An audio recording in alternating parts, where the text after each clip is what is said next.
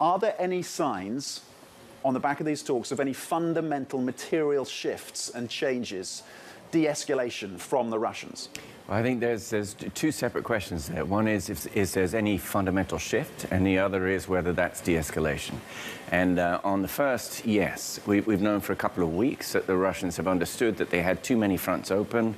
They had not enough troops in any particular place. They were having it handed to them essentially by the Ukrainians around Kiev and in the southwest. So what they decided was to just shift their focus to the east. Where you have Mariupol, which has been under really heavy attack and is probably quite close to collapse, and then the eastern territories where there's been fighting for some time. De-escalation is a different thing, and so when you de-escalate north of Kiev, it doesn't necessarily mean that you're taking troops off the field. They may go out to Belarus, re-equip, go somewhere else.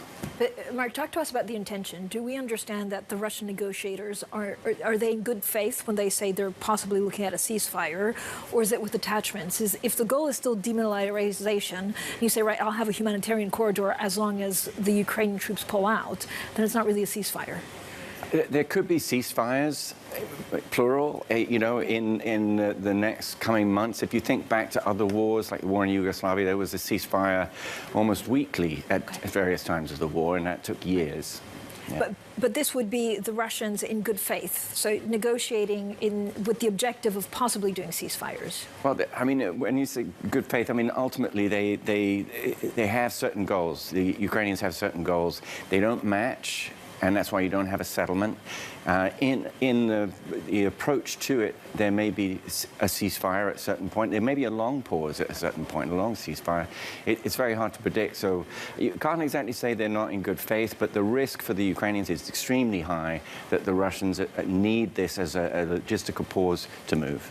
And certainly the US have been treating some of the commentary out of the Kremlin with a certain amount of skepticism. Is the ground being laid for a potential meeting between Volodymyr Zelensky and Vladimir Putin?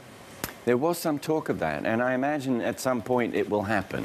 But as Putin has said, there needs to be a potential outcome for him that he might be willing to accept, and I think we're still a little ways away from that.